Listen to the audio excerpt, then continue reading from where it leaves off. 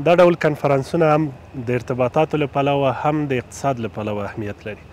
د ارتباطاتو له پلوه دا اهمیت لري چې افغانستان په نړۍ کې څون منزوي دی اوس یو فعال ډیپلوماسي نندارې ته وړاندې کوي چې دا اقتصادي ډیپلوماسي ده. څومره چې موږ فعال اقتصادي ډیپلوماسي ولرو په دې ډول به د مختلفو هیوادونو پام ځان ته راجلب کو، هم په اقتصادي ډګر کې هم په ارتباطي ډګر کې به موږ د نړۍ په هیوادونو کې وشمیرل شو، هغه هیوادونو کې چې اقتصادي فرصتونه لري.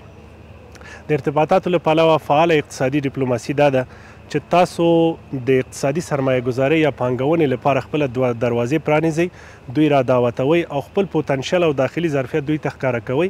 نو څومره چې دلته سرمایه ګذاري کیږي، څومره چې د افغانستان سره په ارتباطي لحاظ باندې اړیکې ټینګیږي، دومره زموږ اقتصادي پوتنشل غوړیږي او د نورو هیوادونو سره مو ارتباط قوي کیږي. او په دویم اړخ کې چون افغانستان په آسیا کې د آسیا زړه بلل کیږي، نو دا د اقتصادي ارتباط لپاره یوه مهمه وسیله ده چې موږ وکولی شو مرکزي آسیا، جنوبي آسیا او منځنی ختیځ دا د افغانستان سره وصل کړو، د دوی اقتصادي فرصتونه افغانستان ته راوبلو او همداشان د افغانستان په واسطه د دوی اقتصادي ظرفیتونه استفاده شي. دا په ارتباطي لحاظ دی. په اقتصادي لحاظ لکه څرنګه چې تاسو پوهیږئ برق د اقتصادي فعالیتونو دپاره د شارک یا د رګ ارزښت لري.